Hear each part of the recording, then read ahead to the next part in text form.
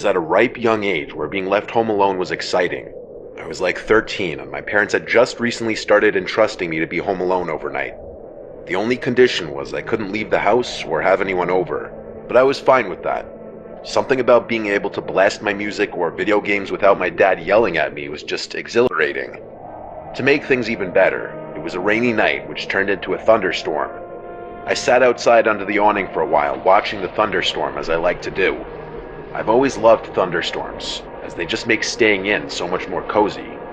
After a while of watching the storm, I moved my Xbox from my room to the downstairs den TV, my dad's huge flat-screen TV with the Bose sound system.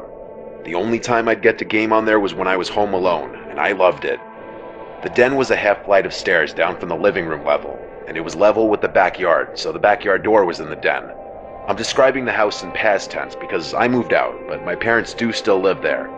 So I was playing Black Ops down in the den with the volume blasting. I was playing online multiplayer in a party with my friend Cody. I had some crappy old headset, which the only audio you could hear was other people in the lobby and game talking. For a 13-year-old standards, it was the perfect night, until something interrupted my peace. The sound of the doorbell.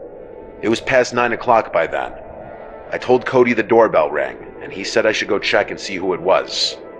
I wondered if maybe it was my parents back home early, but they had the keys, so they wouldn't ring the doorbell. I hid in a spot in the game where I wouldn't get killed. Then I went upstairs to the front door, asking who's there. I didn't realize how much of a mistake that would be. A male's voice on the other side said I need to use a phone. I didn't know what to do, so I didn't answer and went back downstairs. But it was too late. The damage was done, and I let whoever was out there know I was home. I told Cody about it, and his reaction was simply, "Yo, what the fuck?" He agreed with me that I shouldn't open the door, but the doorbell rang again. Cody said to ignore it. That was the last time I heard the doorbell, and after a while, I relaxed again, as it seemed whoever was out there had left. I can't explain the roller coaster of emotions I felt that night. One moment I'm on edge, the next I'm relaxed and back into the fantasy world of my game. And then, as I was most at ease, I heard something to my right, and when I looked, I saw the back door closing and some tall man stepping inside. It was not my dad. It was a stranger. I dropped the controller and ran for the office door, and the cord to the headset quickly ripped out of the controller. I made it to the office and slammed the door shut, and I'm by no means exaggerating when I say the second after I locked the door handle aggressively shook as the man on the other side tried opening the door. The office had 2 doors in it, one that led to the den and one that led to the garage. My only chance to escape the house was to go through the garage. But before even moving, I just stood still, waiting for something to happen on the other side of the door. Seconds felt like minutes. The man knocked on the door and said, "Little boy, I just need to use your phone. I was stranded out in the rain." His knocks turned to pounds as his voice got louder and angrier sounding. It gradually turned to yelling and pounding. He yelled, "Open the fucking door, you little shit," as it sounded like he was literally trying to break down the door. I had no choice but to go through the garage.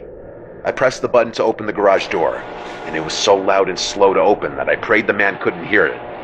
As soon as it was up about halfway, I crawled under and ran through the storm a few doors down to our neighbor Julian's house, who I knew well because I used to play with his dog Copper when I was little. I heard Copper barking as I rang the bell, looking back at my house, hoping not to see someone coming down the block. Julian opened the door, and I ran into his arms, begging him for help, as his wife came out of the kitchen in confusion. When I told them of the break-in, their demeanors instantly changed. Julian got the police on the phone and handled getting them to my parents' house. It was a long, long wait before the police were outside, and Steve and I went out to them. I told them the same thing I told Steve, and after they asked which door was unlocked, I said the garage. A couple of them went through the garage into the house, and after maybe 5 minutes, they came outside with a man in handcuffs. They made sure he didn't see my face. After he was in a police car, they asked me if I knew that man, and I said no, of course I don't know that man. He had been telling the officers that this was his house and that I was his son. I could tell he was drunk, or high, or just generally crazy based on the things he was yelling and the way he was acting. He was brought to jail, and my parents had to be contacted regarding how they wished to proceed, and they pressed charges. His name was John McCarty. He got charged for, I believe, criminal trespass. It didn't make me feel any safer that that man would one day be out and know where I lived. Thankfully, it was just a random chance encounter. I don't believe he specifically targeted me or our house. So whenever he was released, he didn't come back.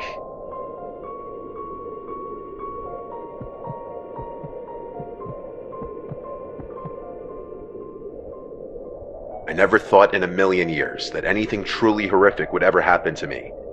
I'm an average person with a boring enough life that anything out of the ordinary was really out of the ordinary.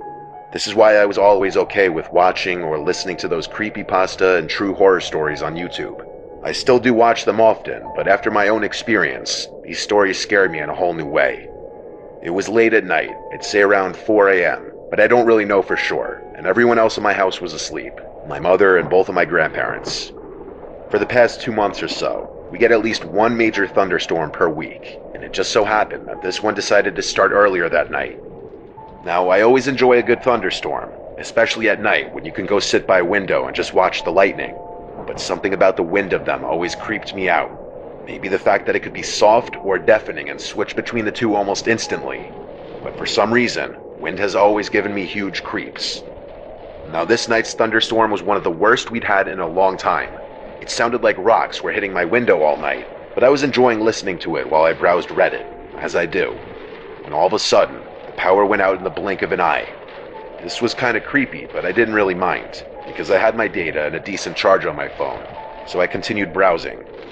After a little while, I started to get tired, so I figured it was time to shut my phone off and get some sleep.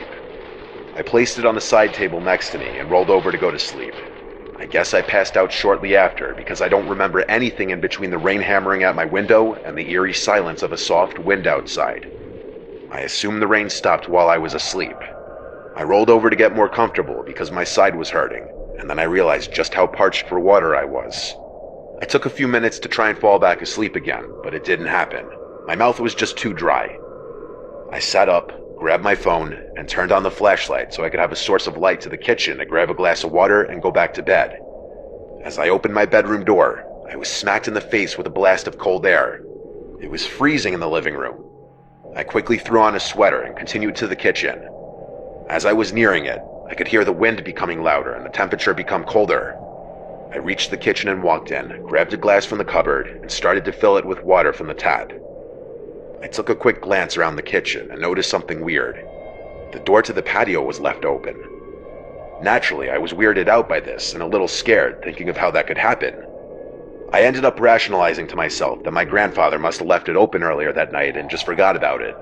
I walked over to the sliding door, glanced over my shoulder out of paranoia, and slid it shut and locked it. I fast walked back to my room just in case. I opened my door and closed it behind me, and then laid back down in bed, my glass of water on my side table and flashlight still in hand. I was able to calm myself down slightly, enough to turn off the flashlight and try to get some shut-eye. Something inside of me wasn't letting me forget the possibility that there might be someone in my house. I got back out of bed again and slid my chair from my desk to my door in an attempt to keep someone out. I then checked the closet again, just in case. I laid back down again and kept my flashlight on as a sort of nightlight this time. Then, the most disturbing thing that's ever happened to me occurred. I felt a slight bump come from under my bed, accompanied by a creak of the bed springs. I then realized I hadn't checked under my bed like an idiot. It felt like I was gonna vomit, and I leaned off the side of my bed and peered underneath. I saw the disturbing sight of an extremely unhealthily skinny woman with bloodshot eyes and yellow teeth staring back at me. She was smiling an ungodly grin that I still can't get out of my head. She stared at me for at least 3 seconds while I was still trying to process what I was seeing, before she, I swear to God, cackled like a fucking witch.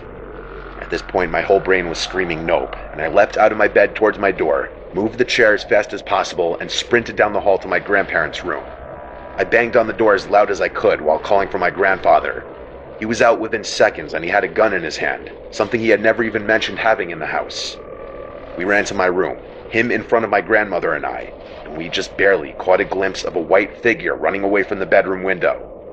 My grandfather took a shot, presuming as a warning to tell them to never come back. We didn't end up calling the police because we figured they wouldn't be able to do anything since we don't have security cameras or have any idea who she even was. All I can guess was that this woman was dangerously ill and saw my bedroom light on before the power went out. I have no idea what her intentions were or if she even knew what she was doing. We're getting the windows and doors in the house installed with locks sometime the next week just for safety. And all I can say is, even if you live in a safe area or a trusted community, bad things still can and do happen, and you always have to take precautions against such things.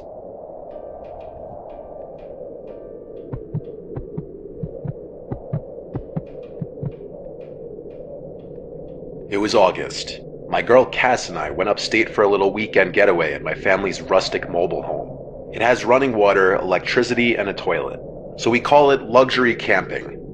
The home is very small, about 600 square feet. One bedroom, one pull-out couch in the living room, one bathroom, and a very small kitchen. Despite its remote location, there's lots to do, including archery, shooting, dirt biking, and off-roading. We had a whole little itinerary planned for the weekends. Friday, we mostly just unpacked and went out to eat, went grocery shopping, then relaxed. Saturday, we did most of the stuff I just mentioned before, until it started getting really cloudy out, like storm clouds. We also could feel it in the air that a big storm was brewing, so we put all the stuff we took out back into the outbuilding. We put a movie into the DVD player as we cooked dinner. At some point while we were eating, we heard the sudden torrential downpour of rain on the roof of the home. Pretty soon, there were loud, thunderous crashes of lightning almost directly overhead. We both wanted to go sit outside and enjoy it as we ate. We relaxed on the deck outside under the canopy, with an amazing view of the sky. Long bolts of lightning constantly lit up the dark night sky, the thunder booming almost instantly after the lightning strikes. We were right in the heart of the storm. And then, we heard something out in the woods. It was a voice, a loud voice, seemingly calling out something, but it was nowhere near discernible. So the place is really remote, like I said. Hearing any other voices nearby would already set off alarms in normal conditions, but during a storm like this, it was extremely concerning. We had to assume that it was a lost hiker or something. I stepped over to the edge of the deck, getting a little wet as the rain blew in under the edge of the canopy. With the constant crashing of thunder and lightning, there were moments of light in the vicinity that allowed me to see just far enough away to the tree line where the woods began. There was a person out there, clear as day. I told Cass, and she instantly freaked out, thinking I was joking and telling me to stop. I considered calling out, asking if they needed help, but decided against it on the grounds that I was kind of scared. This weekend was my idea though, and I did kind of drag Cass up here. I didn't want to ruin the experience freaking her out. I went back to her and said I think it's a hiker. She asked if we should offer some help, and I said not unless they come knocking on the door. I told her we should go inside, and I nudged her in. I went back over to the edge of the deck just out of curiosity. I got even wetter as I looked around, until I spotted something. It looked like a person again, much closer to the deck, like a lot closer, only about 20 feet away now. I continued to look, until a quick flash of lightning briefly exposed a man standing there, confirming my suspicion. He was wearing bright colors, it almost looked white. He was just standing still. That was the scariest part. He wasn't even approaching the deck or anything. I went inside and quickly locked the door. Cassidy saw the worry in my face. I felt my heart racing, and I almost felt nauseous. I'm sure I almost stuttered as I said, I don't know who that is. And then I saw the worry in Cass's eyes worsen.